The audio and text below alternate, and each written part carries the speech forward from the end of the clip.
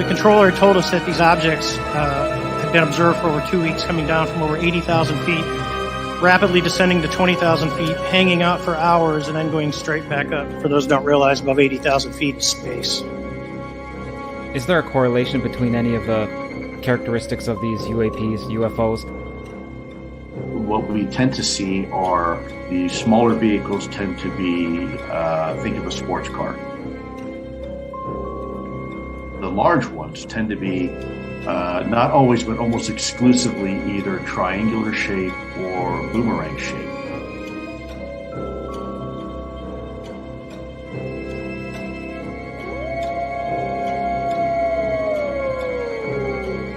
Werewolves? I see dead people walking around like regular people. They don't see each other. They only see what they want to see. They don't know they're dead. The UFO, UAP community was fairly surprised. Shocked might be a better word. If you believe we have crashed craft, stated earlier, do we have the bodies of the pilots who piloted this craft? Biologics came with some of these recoveries. Yeah. Were they, I guess, human or non-human biologics? Non-human.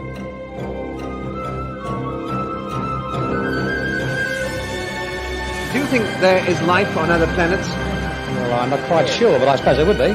Oh, I've seen a flying saucer. You've seen one? Yes, definitely. At Lane Cove. When was this? 1953. You don't think this is a figment of your imagination? Several other people with me saw it.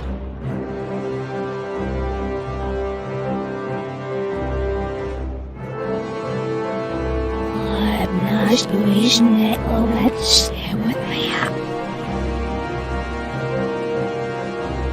The power of Christ compels you!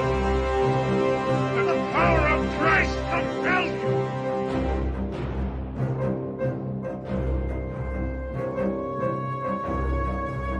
There is now a new UFO whistleblower with some major bombshell-level statements.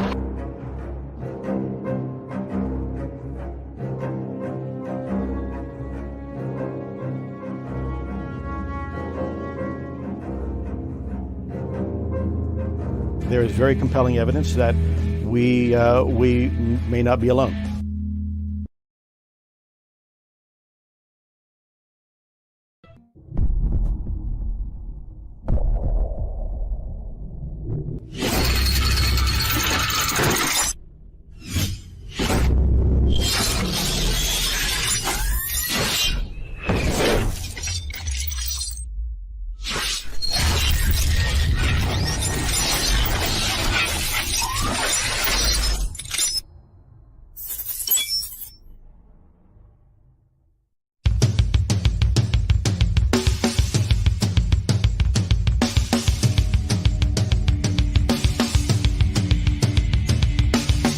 Welcome to the Michigan UFO Sightings and Paranormal Encounters podcast, where we explore the unexplained and mysterious phenomena that have occurred throughout the state of Michigan and beyond. From UFO sightings to ghostly encounters, we delve deep into the stories, the evidence, and the theories behind these strange events. We are your hosts. I'm Michelle. And I'm Wayne. We are an educator duo that after an encounter with a triangular UFO in 2018 in Michigan, we decided to investigate UFOs and the paranormal. In this podcast, we will be speaking with eyewitnesses, experts, and researchers to uncover the truth about some of the most intriguing cases of paranormal activity in and around Michigan. Our goal is not to convince anyone of the existence of these phenomena, but rather to provide a platform for discussion and exploration. So, buckle up and join us on this journey down the paranormal rabbit hole. On an escalator.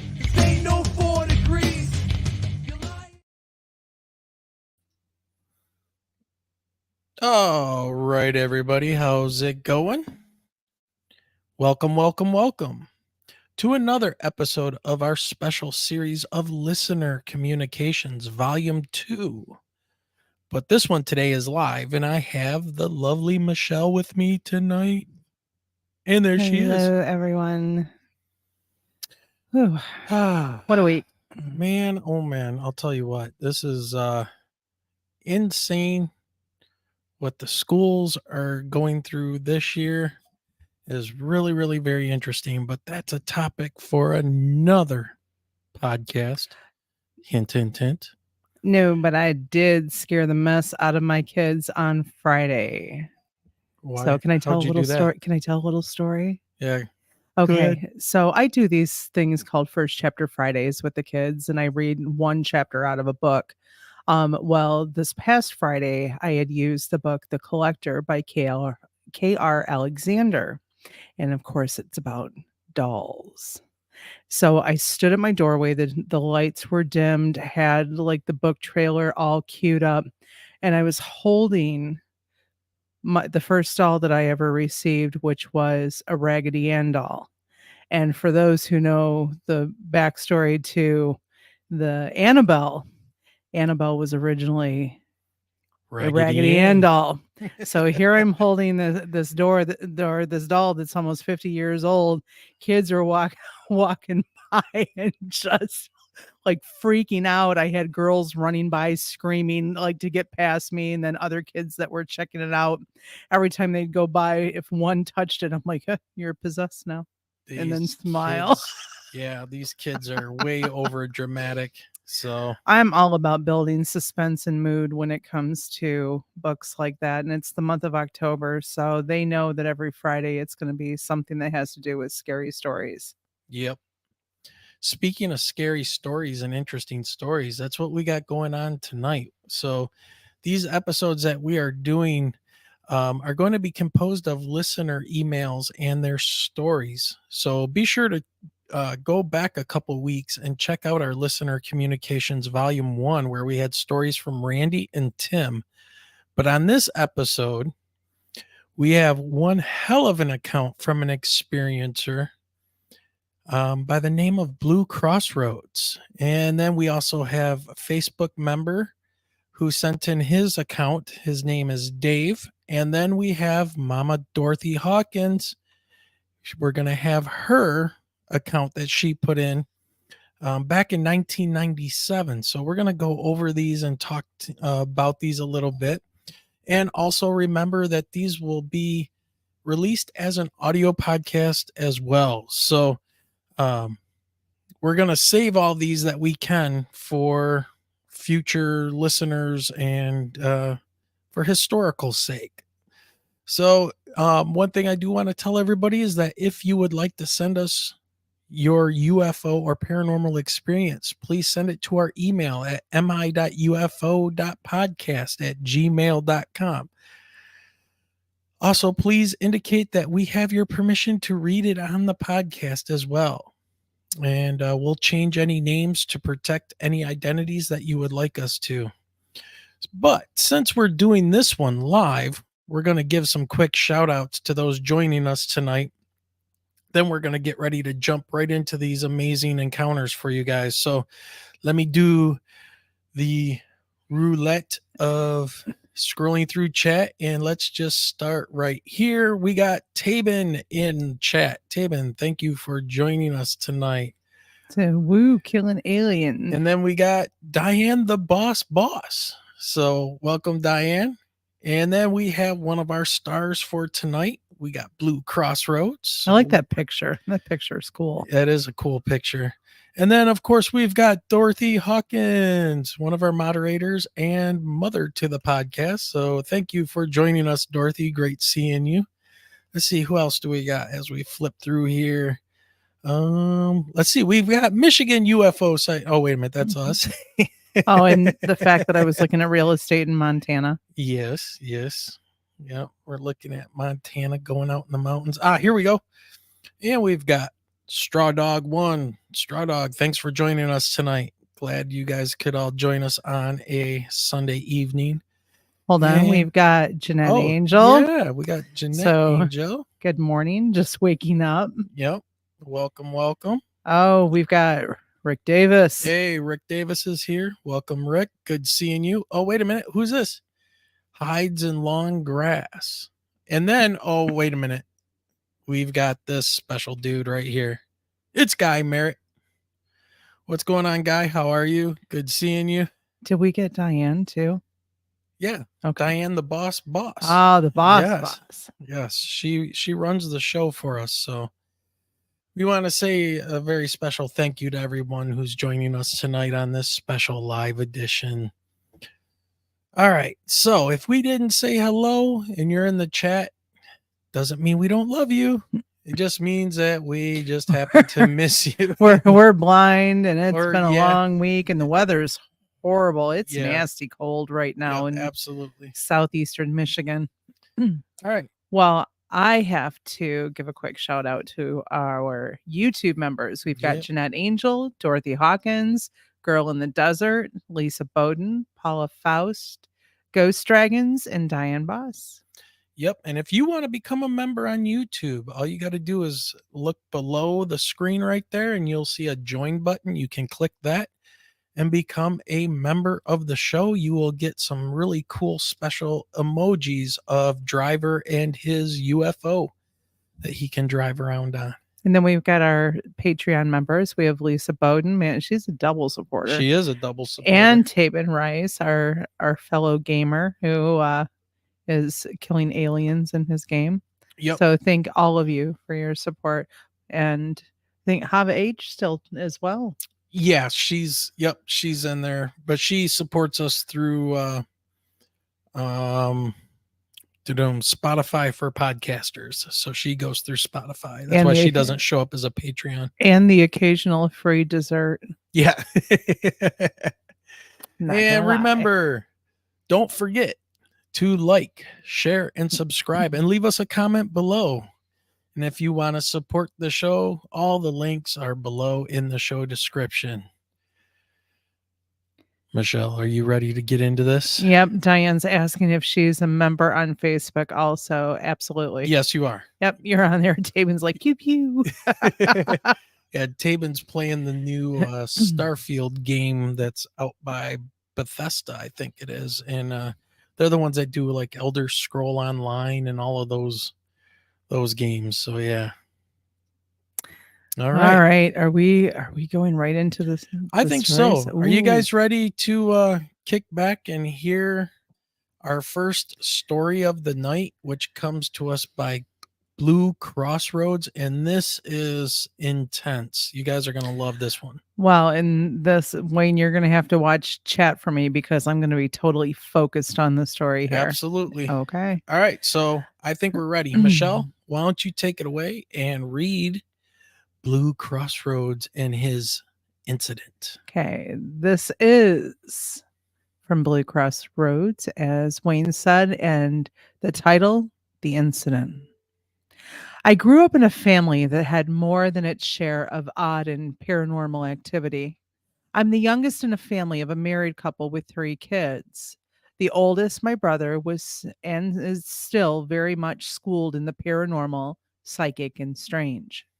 Even married a psychic and for a long time was involved in a group of semi and full-time paranormal professionals. My sister had the gift of premonition and could see and even to some degree interact with what I would call spirits, especially when she was young, but has seemed to have grown out of it somewhat as an adult. As for me, for a long time, I had an almost unnatural ability to observe people and sometimes even animals and automatically know things about them. Like if they were feeling happy, sad, excited, frightened, or uncertain. I could also tell sometimes if people were lying or telling the truth. Mainly, I could deduce how they were going to move or react if we were playing sports.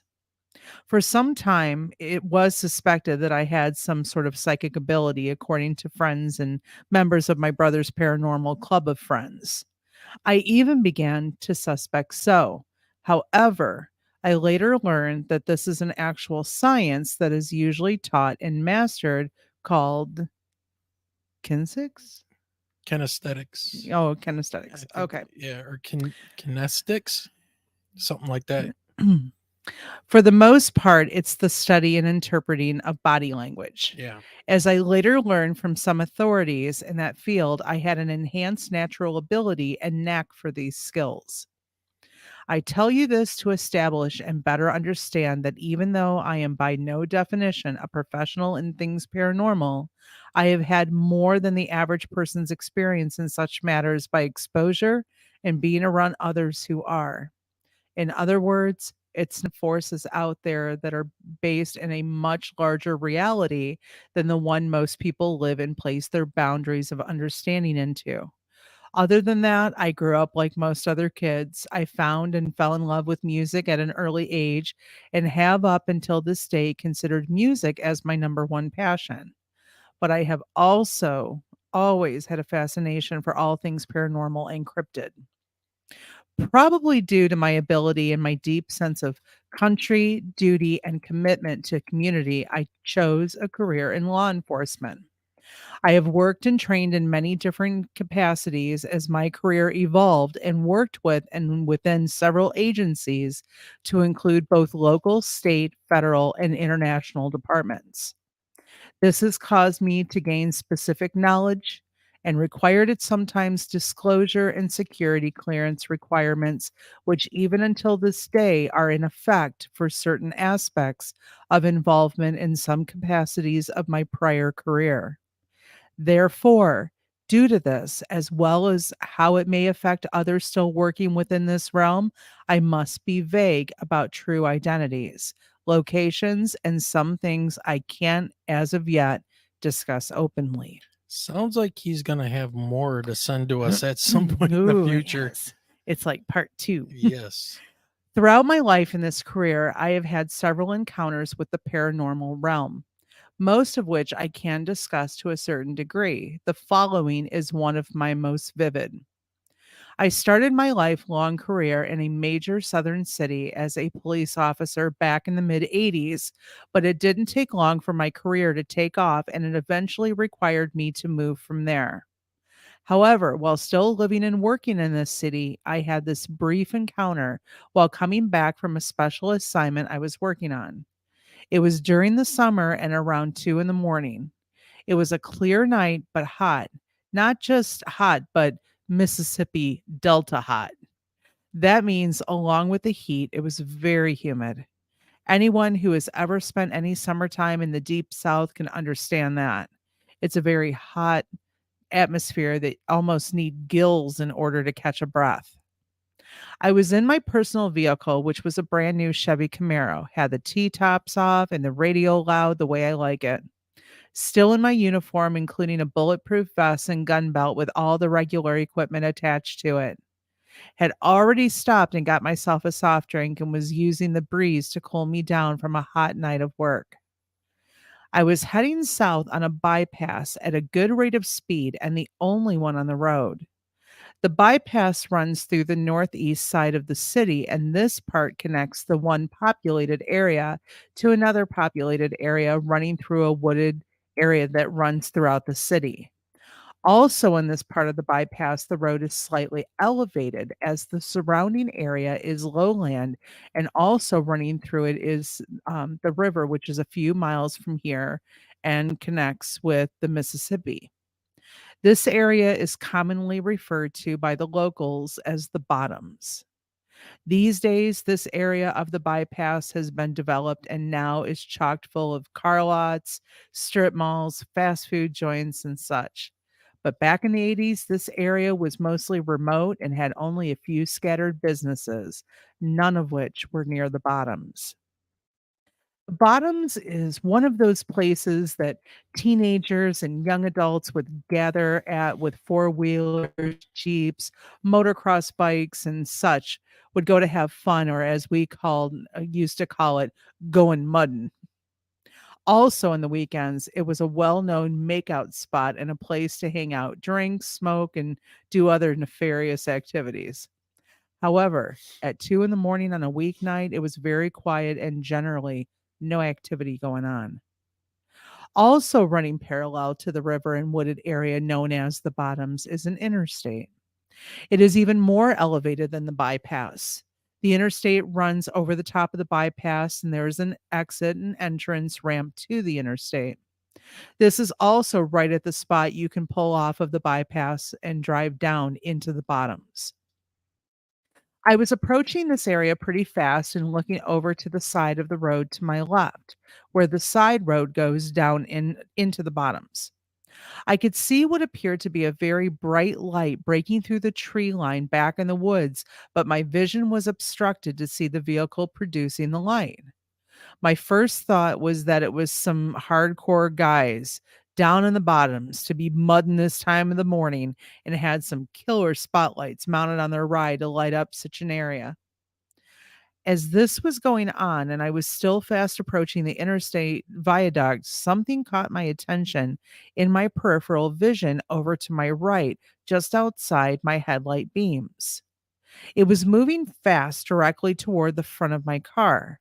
I imminently slammed on the brakes while thinking, oh shit, deer running across the road. I could not have been more wrong. It came to a screeching halt right in the middle of the road, right in front of my headlights, not more than 7 feet from my bumper. As we are both frozen in place, staring at each other, I'm not sure who had the bigger oh shit expression, me or it. At least that is, if the thing I was looking at was human, then that's the expression I would have guessed was on its face. It only stopped and froze in front of me for probably no more than about 10 seconds, but it was a 10-second period that seemed like it lasted for minutes. I can only assume this, but perhaps with the oddity of the moment or fast reaction of stopping the car before I hit something, what I would call my police mode kicked in, and I began to mentally take note of the situation and went into observation mode. So I started taking notice of the suspect in front of me. It appeared to be 3 to 4 feet tall, but was also crouched. Could have been closer to 5 if it stood straight up, but I got the impression that its current body posture was its normal way of standing. It had a large bulbous head, at least compared to its skinny, slender body. The color of the head seemed a bit darker than the rest of the body, all of which appeared to be a dark gray or greenish color, similar to the color of American alligators, but the appearance of its skin looked like a similar texture to human skin. The head reminded me of a head of a common ant. It was shaped the same and had dark, large, oval type eyes on each side of the upper part of its face, running slanted from the top portion of its head to and about the midsection of its head, kind of pointing inward to where you would expect a nose to be. However, from what I could tell, there was no distinct nose, at least none like humans. Below the eyes was a thin, very dark, almost black line, which I assumed was its mouth. It ran from about the same location a human's mouth would be. However, the line ran straight across the lower face in the front and then turned upward and slightly back on the head, almost to the area you would expect ears to be.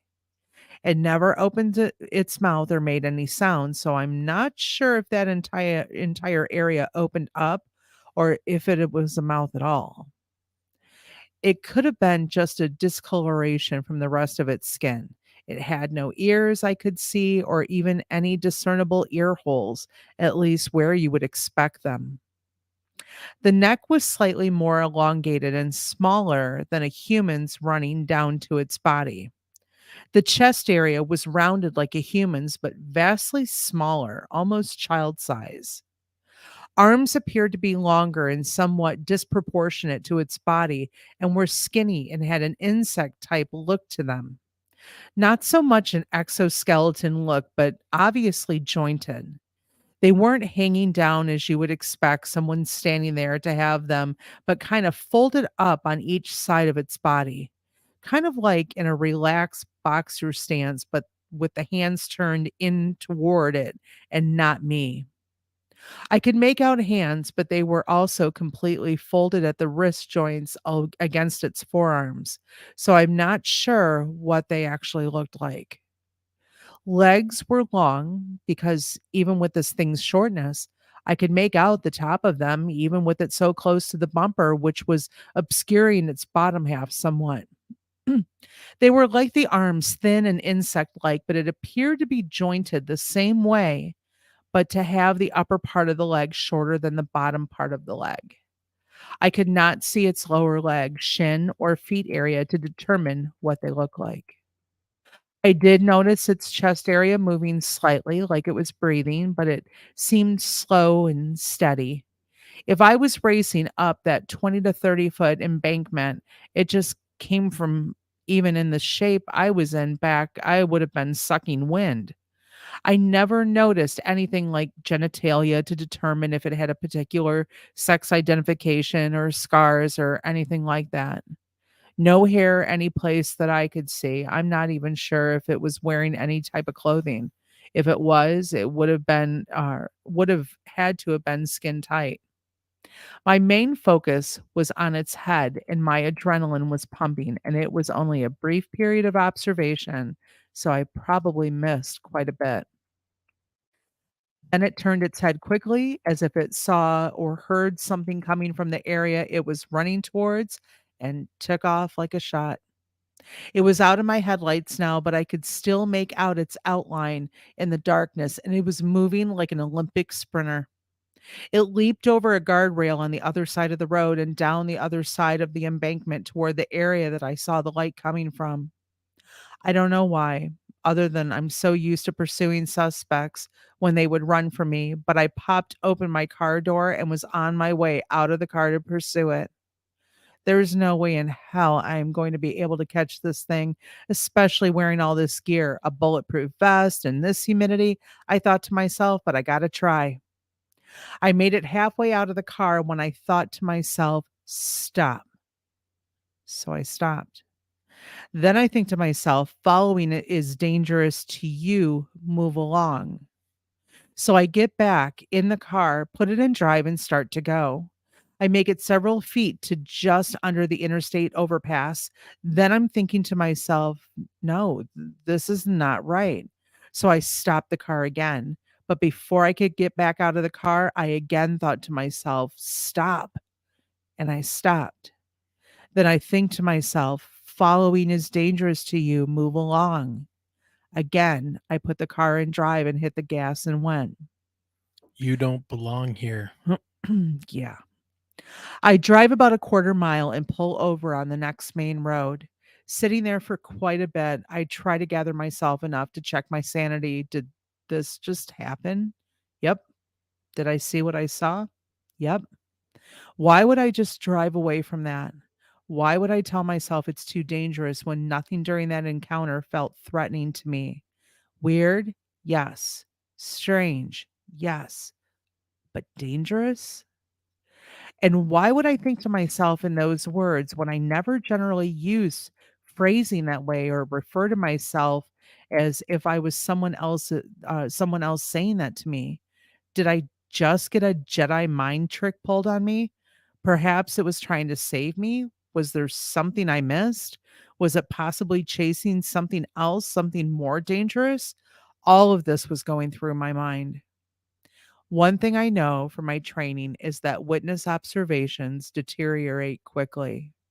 I'm also paranoid now that if it was not me thinking this and I'm still battling that issue till this day, could I somehow have this stripped from my memory? So, time for documentation. I pulled out my notebook I used for documenting my police activity and wrote down everything I could remember. Another thing I know from my past experiences with anything supernatural is only share with those who can relate so as not to tarnish your public life. I then tore these pages out of my notebook and kept them till this day. Finally, after about 30 minutes of documenting and de-stressing, I turned around and went back. I found exactly what I expected to find, not a damn thing. No creature, no light in the woods, nothing other than the skid marks where I slammed on my brakes. Called my brother the next day after getting zero sleep. After that, how could I? My brother has also experienced prior paranormal stuff, some with me and some apart from me, but he was older and had been involved with and researching this kind of thing for some time, and I needed a trusted source. Remember, this is the 80s before the internet. Hold on He- 1 second, Michelle. Yes. So Blue Crossroads is in chat right now, and he says, your statement in the last encounter story made me think of this. Thought you would relate. Absolutely. Because of the triangle that we saw and the message that I received as we got very close to it, it was, you don't belong here. Get away. You don't belong here. Get away.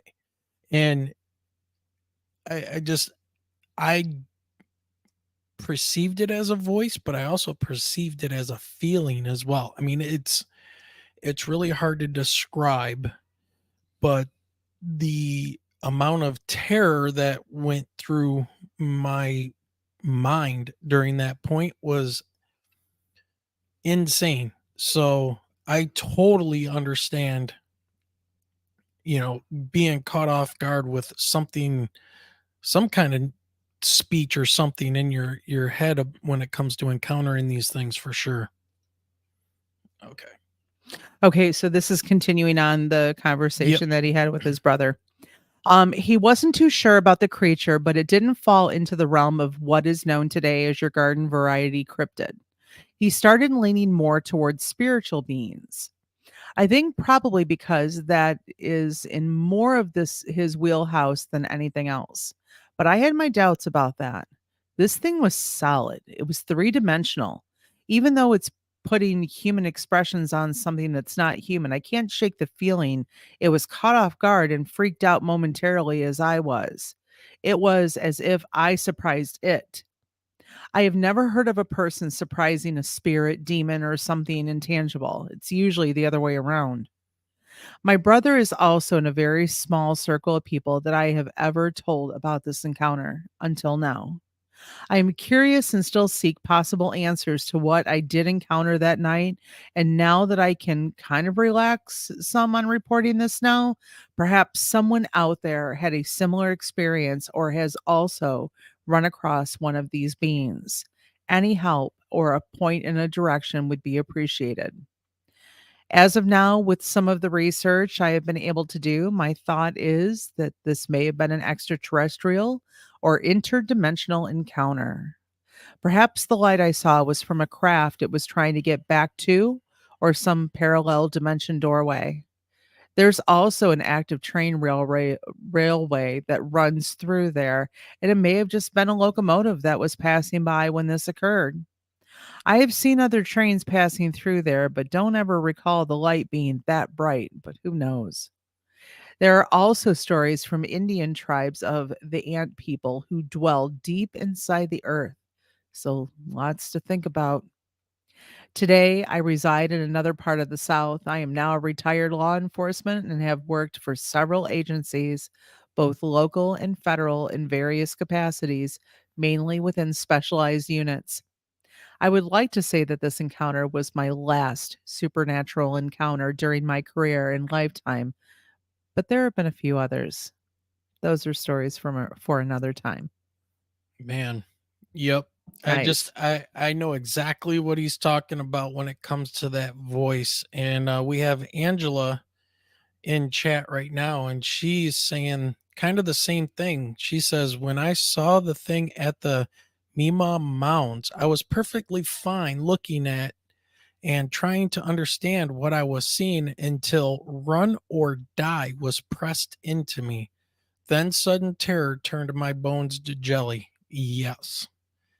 Yep. Whatever these things are, they don't want you around.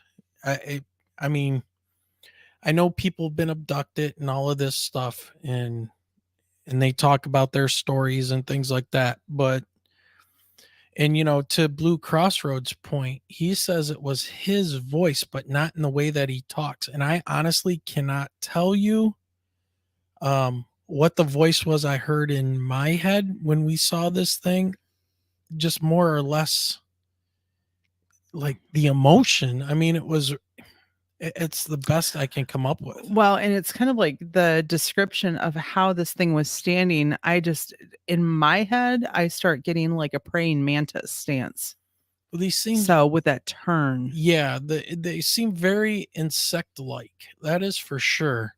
And I mean, driver behind us over here. I mean, that imagery is coming from the thousands of stories of people seeing these things. Now, I have never seen one of these things in person, just one of whatever these craft are.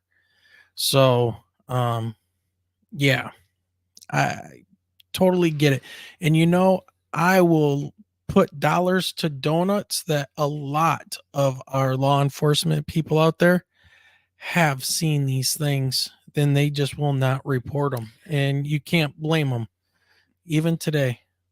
And Blue Crossroads does say, much like a mantis. yeah, with the hands being turned in. Well, the like, hands being turned in the forearms, and yeah. just like that shifting of the head and the look. That's the mental image that I was getting. But Yeah. I have heard of the Native American stories of the ant people. Yeah. Absolutely. And they actually, I think there's some of the stories out there that say that it was because of those people underground, the ant people pulled humans underground during a time of cataclysm and actually saved them. So, and I believe that's Navajo tradition, one of their stories. So, all right. Ooh, chills. Yeah. Great story. A lot of detail. Blue Crossroads. Thank you very much. A retired law enforcement person. And we'll leave it at that. I'm sure we're going to get some more stories from him in the future, and hopefully some other law enforcement people out there that may want to report their story. You can do that. We'll keep it anonymous for sure. But once again, if you want to send us your stories, hit us up, mi.ufo.podcast@gmail.com. All right. I think we're going to jump into Dorothy Hawkins' encounter as I wet my whistle a little bit and try to get my throat ready here. Yeah, we're going to let Wayne read for a bit. Yeah, I'm going to take Dorothy Hawkins' encounter. This is from January 1997 in a place called Howard's Grove, Sheboygan, not Michigan, but Wisconsin. All right. Dorothy writes, and Michelle, watch chat because I am. I'm going to be reading this one. I'm on chat. All right. Dorothy writes, I'm posting this UFO report after the fact because I just saw an entry for September 6th of this year regarding activity at New Howard's Grove. I had an experience with UFOs up there one winter night when visibility was excellent. One evening in early 1997, when I was staying with some friends at a little place called Rhine Center, Wisconsin, I was having trouble sleeping. I did what I often do in this situation. I took a drive in my car. The roads were deserted, and it was at least 2 a.m., but more like 3 or 4 a.m. I remember passing Howard's Grove that night in my travels, so Rhine Center was close by. The land surrounding Rhine Center is mostly flat or low rolling hills of farmland, and I just enjoyed driving and watching the moonlight on the snow as I went past the farmers' places. Not really trying to go anywhere in particular, just enjoying the moon glow on the snow. At some point, I looked off to my right, and there were 3 flying craft, chevron-shaped, with round red lights underneath, 2 to 3 per vehicle. All right, so I'm going to pause there for a minute because I want to show you guys something. Give me 1 second. All right. So I'm assuming it was something close to this. Let's see. They were matching me so I could see them flying with me off to my right. I thought they must be testing some new aircraft or something. But odd that they're moving at my same speed from a distance. Not thinking much about it, I decided to keep going, occasionally glancing off to my right to see they were still there. They were. I thought, now this is odd. I decided to make a turn at the next intersection I could find to head off in a different direction, away from them. When I did, my radio station changed to a different tune. Not a different station, just a different tune, interrupting the last one that was on the radio. That is strange. And they were still there, off to my right, matching me. I turned again and again. The radio changed to a different tune. Again, they matched me. I did this at least 3 or 4 times before I decided these guys were playing with me. Now, my dad was once an Air Force pilot, and I have had a lot of experience as a youngster, both flying with him and saying hello from the ground to him and his friends in planes overhead. So, I decided to signal these pilots that I was playing with them too. I flashed my lights on and off. I put down my windows and I waved out my driver's side door window, and I honked my horn and shouted, "Hello." At this, they decided they had enough, tipped their wings to signal goodbye, and departed from my company. I was happy.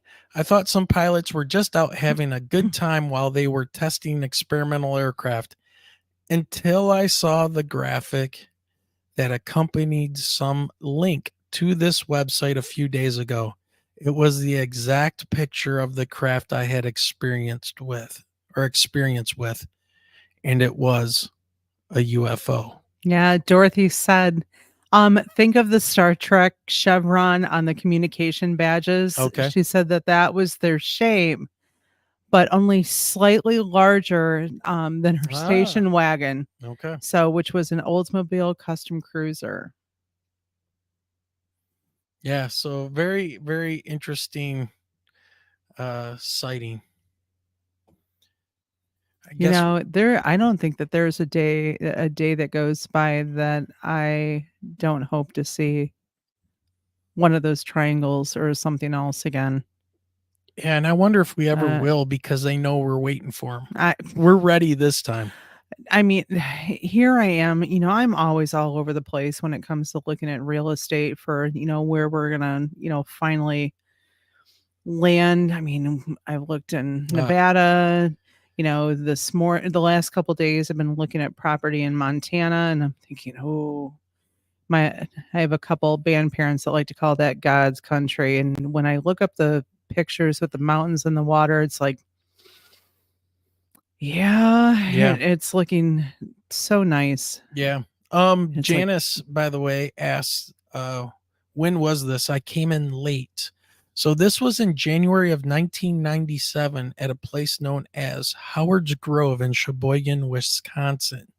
And you can do a quick Google search and find Dorothy's story on the UFO reporting website. It's one of the first things that pops up if you type that in. So, yep. All right. So lastly, we have a short story that came in from a Facebook user, and we'll just call him Dave. And so this is from Ogama. I think it's Ogawa. No, it's Ogama. Ogama, okay. Michigan. It is. Well, the font on here is different. East side of Michigan, up near Tawas and northeastern. Yeah. So one of the many Indian or Native American named cities in Michigan. So this was this year. He writes in, he says, on July 10th at 11 p.m., I saw what I thought was a star above the Big Dipper. I then saw it blink. Every 20 to 30 seconds, it would blink, but get closer. It had a bright white light on the bottom. It kept getting closer, and every 20, 30 seconds, a burst of light. As it got closer, I saw what looked rectangular and looked like it was using thrusters to slow down until it got about 500 feet above the tree line. As it got closer, I could tell it was huge. I see planes all the time up close, including fighter jets, and this was bigger. As a comparison, my pole barn is 30 feet by 60 feet, and the object was larger than my pole barn. This was at about 11 o'clock p.m., and I didn't get my camera in fear of losing the UAP UFO. Imagine that. That's like so common. You don't want to take your eyes off of these things. Strangest experience of my life. Wish I had a video. I lost it north of me. Michigan has UAPs and UFOs, and that's where he ends his story. Well, I mean, Michigan is surrounded by water. And when was it this year that they had a sighting up north that went over Lake Huron? That would be Was that during the region. shoot down? The shoot down situation with the balloons? Is that what you're thinking of? That was in the spring. Yeah. The one that was over the Myrtle Beach area. No, well, there was one here too.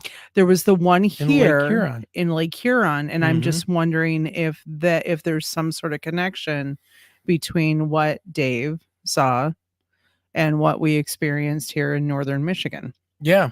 So, Michelle, what's the name of that place again in Michigan that he wrote about? Ogama, Michigan, July 10th of 2023. Around 11 p.m. If anybody's out there listening and you saw something that same night that can verify his eyewitness account, we'd love to hear from you. Hit us up at mi.ufo.podcast@gmail.com. Yeah, Tabin in chat said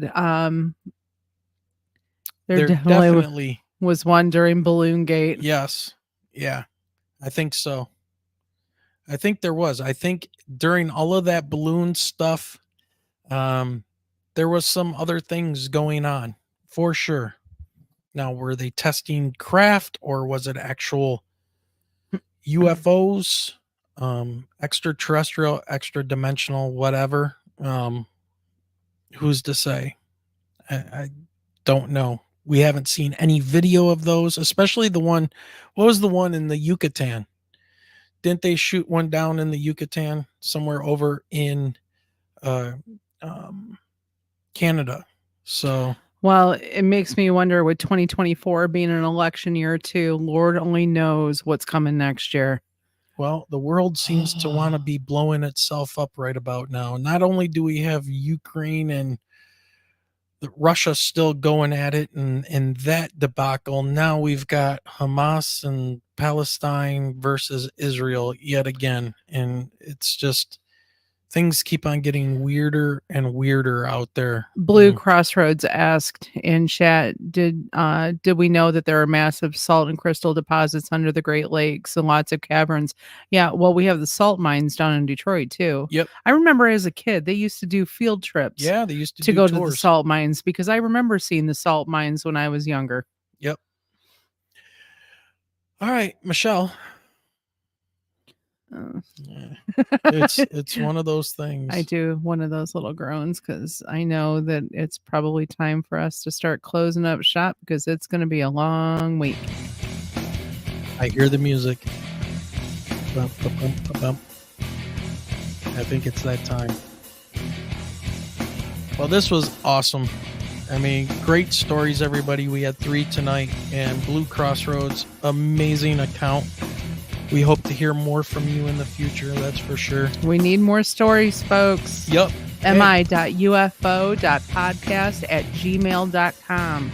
Yes. If you guys like these listener communication, short little, well, it's not that short. It's almost 50 minutes. But if you like these shows, definitely send us your account and we'll put them up here to save for prosperity and get it out there as audio podcast as well to all the platforms. So, all right, everybody, we want to thank you for joining us tonight. This was awesome. Thank you for sending those stories in as well. Yeah, absolutely. All right, everybody. Please remember, have a good night and keep your eyes to the sky. Ooh, Michelle got it this time. Yes. Let's get out of here.